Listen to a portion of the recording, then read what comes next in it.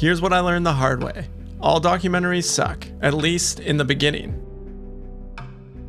When I first started editing documentary, I believed that if I thought hard enough about my story, that the perfect edit would just materialize in my mind. I'd spend days organizing clips, writing out story structure plans, looking for the perfect music, and contemplating the right approach, all before making a single cut. So many editors get stuck trying to plan the perfect edit before they even start cutting. But there's a solution. Today we're talking about assembly cuts. What they are, how to use them, and why they might be the most important tool in your documentary toolkit.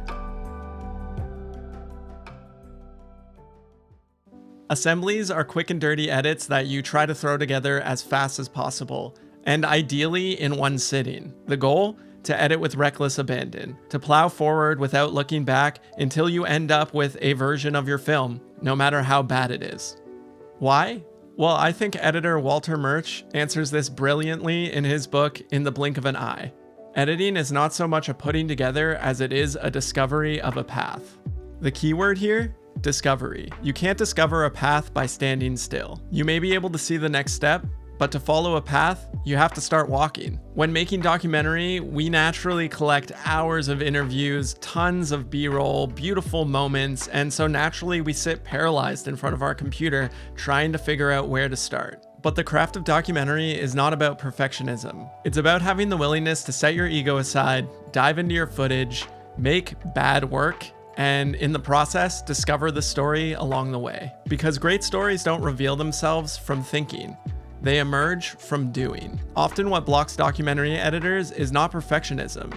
It's the misconception that you need to know all the answers before you start on the journey of your edit. This is where the first assembly comes into play. It gets you walking. In an interview, when asked about his assembly process, Walter Murch said the following: "When cutting the first assembly, it's what I call cutting with your eyes half closed. Obviously, you have to make decisions. You can't cut blind. On the other hand, you can't apply all of your critical instincts because you just don't know enough at that stage." I am a firm believer that the only way to truly understand what footage you have is to see it in context, to drag it on a timeline, sandwich it between other clips, add some music, and then sit back and see how the footage makes you feel. You can stare at clips and bins all day, but footage takes on an entirely new meaning when experienced in the context of a sequence. That moment when you see the way two unexpected shots interact with one another, when you get goosebumps hearing music underneath an emotional interview, when you experience the rhythm of a scene. That's when real discovery happens. The approach of making assembly cuts means prioritizing the act of cutting over planning to cut. It means trusting that the story will reveal itself through the process of editing rather than having to know the full story beforehand. And really, more than anything, it means truly accepting deep down that your first cut is going to suck, and that you're not alone in this problem. Even the great Martin Scorsese once said, "If you don't get physically ill seeing your first rough cut, something is wrong." So the first benefit of this approach is that it gets you out of your head. It removes the ego, it removes your imposter syndrome, it gets you out of your bins of footage, and just forces you to make something, anything, no matter how bad it is. That paralysis you feel when you're starting a new edit, that's because your expectation of the first cut is way too high. When you accept that the first cut's gonna suck, it's gonna be rough around the edges, then it removes all that pressure and you can just get on with your work. The only way to truly create compelling films is to enlist a group of friends and peers to give you brutally honest feedback on what's working and what's not in your film.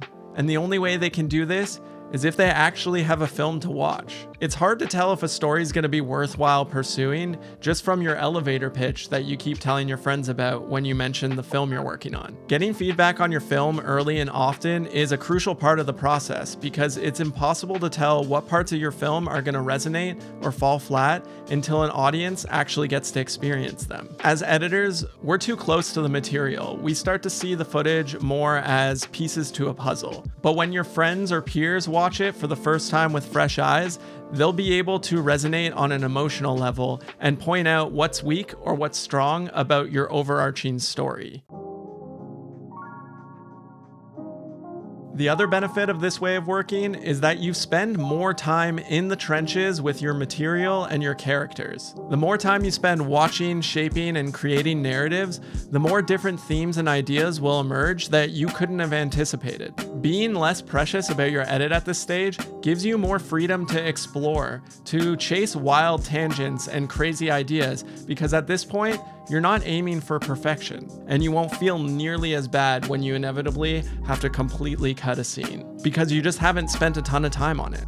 As you spend more time with your footage and your characters, your story will naturally emerge as part of the process, rather than you trying to impose what your idea of the story is on the material. This will not only result in a film that's more authentic and true to your characters, but it will also give you the time and space to find the themes and ideas that resonate with the widest audience possible.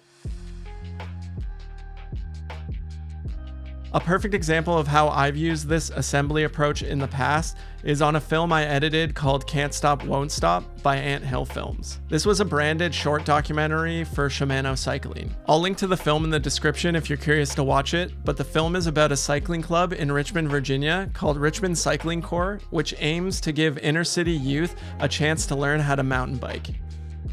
My first assembly of this film was wildly different than what the final film ended up being. The final runtime of the film is 8 minutes, but the first assembly I created was basically a 12-minute history lesson on how and why the Richmond Cycling Corps started. I tried to cram in every little bit of background information and context I could possibly find in the footage. When I shared this first cut with the team and some friends, the feedback was pretty consistent. They understood what the club was about, but they didn't feel connected to it.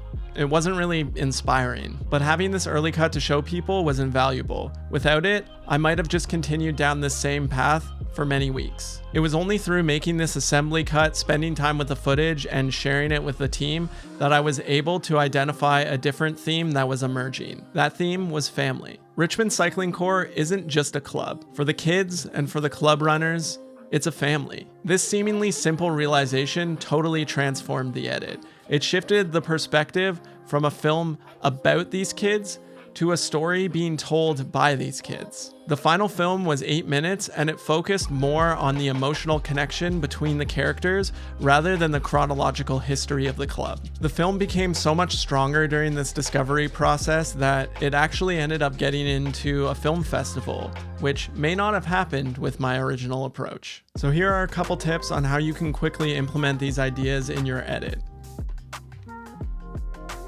Choose a section of your documentary that you're currently drawn to, say a specific interview scene, and edit it as quickly as possible. Don't obsess over the perfect cuts or the ideal transitions. Don't try and hunt down the perfect music track. Don't do any sound design, no color grading. Try to resist any distraction that takes you away from the goal of getting to the end of this scene. The key here is to aim for good enough and to move on. Pay attention to what surprises you. Did a certain cut create an emotional response that you weren't expecting? Did juxtaposing two interviews reveal a connection that you wouldn't have thought of otherwise? Did the way a character interview a line give you the goosebumps? These moments of surprise are the story speaking back to you. So after assembling your sequence, take a step back, and instead of asking yourself, what story am I trying to tell? Ask yourself, what is the story that the footage is trying to tell? Share these rough assemblies with some trusted colleagues or friends. Instead of asking them more technical questions about what's good and what's bad with the edit, ask them more surface level questions about when did they get bored, what part was moving to them, what part wasn't really working for them. Often they'll notice threads and themes that you totally missed because you're just too close to the material. My film Mountain Turks had 71 versions. It probably wasn't until version 60 that I actually started finishing and finalizing the cut. At this point, you can then start finessing your cuts, your transitions, finding the perfect track, and adding the sparkle like sound design and color grading. So to sum this all up, editing isn't about assembling a predetermined story. It's a discovery process where you find out what you really think, what matters most in your footage, and what is the story that's truly trying to be told. Here's a quote from a book that I've been reading called Writing to Learn by William Knowlton Zinsser, and I think this applies perfectly to the craft of editing documentaries. Writing organizes and clarifies our thoughts. Writing is how we think our way into a subject and make it our own. Writing enables us to find out what we know and what we don't know about whatever we're trying to learn. The path to a great documentary isn't paved with perfect planning, and the sooner that you can accept deep down that your first cut is going to be awful, the sooner you'll be on a path to making a great documentary. After all, the craft of editing documentaries is not built on talent, it's built on humility.